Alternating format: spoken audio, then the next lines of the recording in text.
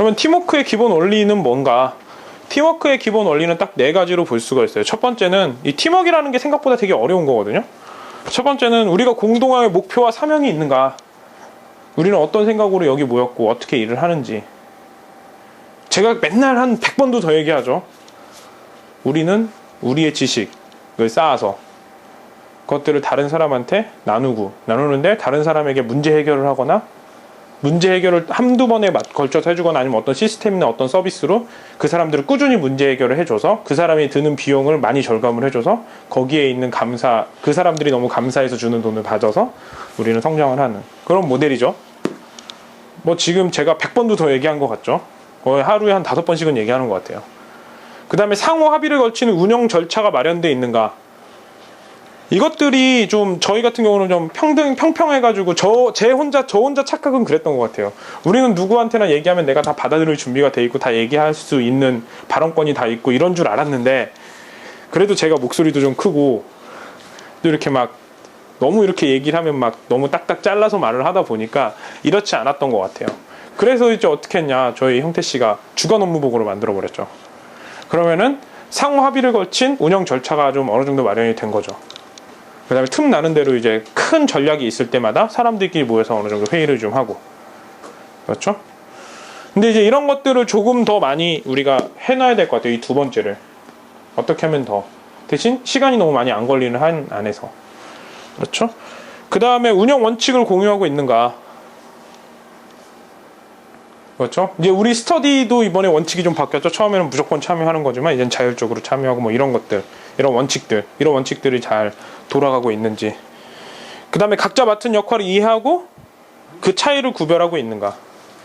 그러니까 우리가 이제 어떤 역할을 잘 이해하고 그 다음에 그간 우리가 이제 그 전에 있었던 역할이랑 지금 역할의 차이를 구별할 수 있는지. 그러니까 도대체 일을 제대로 아는 건지 모르는 건지 뭐 이런 내용인 것 같아요.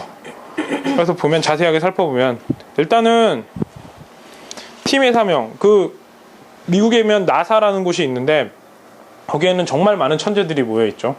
얼마나 개성도 많고 제각각이었겠어요. 하지만 이 케네디는 그 천재를 하나로 모아가지고 그 모든 천재들을 마음을 하나로 모아서 결국에 하나 큰 프로젝트를 성공을 하죠. 달에 가는 거. 케네디는 가서 딱 그 얘기를 한 거예요. 모든 일을 다 한 게 아니고 가서 우리는 1960년도에 달에 사람을 착륙을 시키고 싶다. 딱 한마디.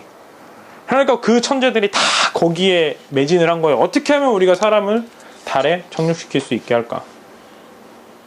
근데 저희도 그렇죠. 어떻게 하면 올바르게, 좀 반칙 많이 해야 돈을 버는데 어떻게 하면 올바르게 또 사람들한테 많이 기여를 하면서 돈을 벌 수 있을까?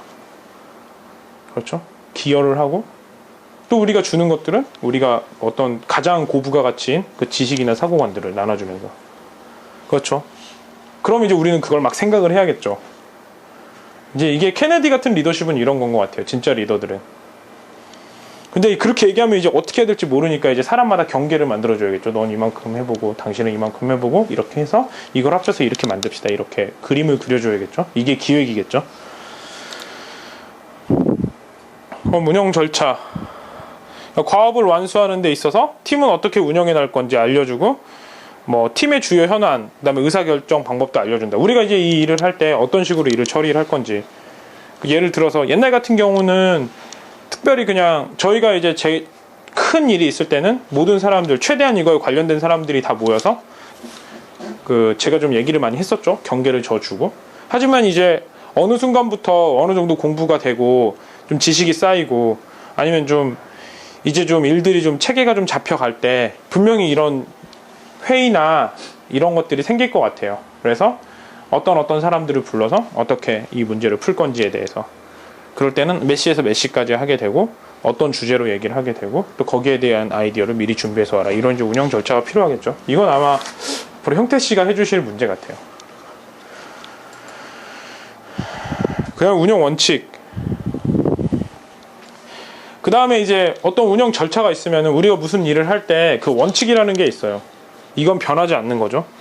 팀원들을 항상 존중하는 거. 그렇죠?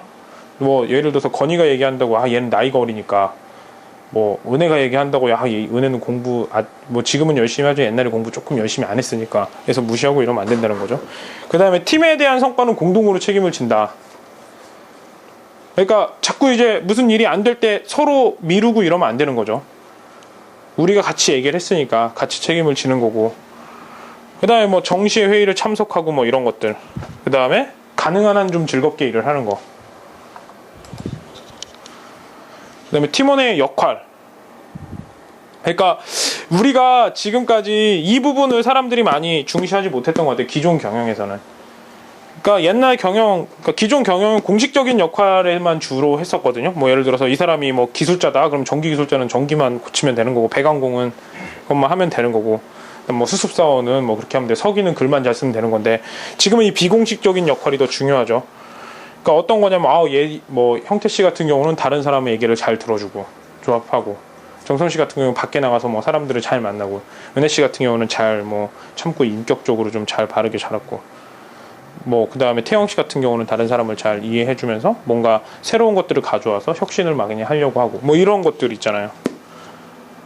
이런 특징들을 더 잘 알아서 이런 특징들이 오히려 답을 끌어내는 데는 더 많은 소스가 되기도 해요. 그래서 저희가 항상 같이 만나서 같이 얘기하고, 어디 뭐 같이 놀러 가기도 하고, 술도 마시기도 하고, 뭐 이런 일들이, 이런 것들을 잘 알고, 또 이 어려운 일이 있을 때 결국 이 비공식적인 역할로 풀어나가기 위해서 그래요.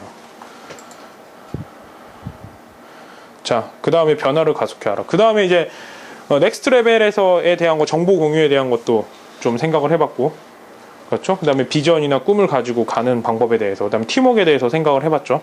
그러면 자, 이제 이런 것들 알았으니까 우리가 이제 이걸 알고 이제 직장에 나가서, 아니면 우리가 하는 생활에 따라서 막 실행을 하다 보면 부딪히는 문제가 있을 거예요. 안다고 바로 되면 참 좋겠지만, 안다고 바로 되는 경우는 좀 없거든요. 자, 그러면 이제 켄 블랜차드는 그것까지 분석을 해봤죠. 과연 뭐가 안 되고 뭐가 어려웠었나, 사람들이 뭘 어려워하나, 그 어려움에 대한 해결책도 제시를 해줘요. 이게 2단계거든요. 이제 우리가 배워서 막 흥분을 했어요. 흥분을 해서 하다 보니까, 자, 우리 이거 생각보다 쉽다 이거예요. 쉽죠? 뭐 정보 공유하고, 뭐 우리가 어떤 뜻을 가지고 일을 하고, 그렇죠? 그 다음에 뭐 우리가 어떤 팀워크를 가질지 벌써 딱 보면 다 이해는 가죠? 자, 우리 내일부터 하자. 이렇게 했는데 생각보다 다 안 따라주죠? 특히 나는 열심히 하는 것 같은데 상대방이 항상 안 하는 것 같죠? 이런 느낌이 자꾸 든대요. 하지만 생각보다 빨리 되진 않죠. 이런 일들이 다.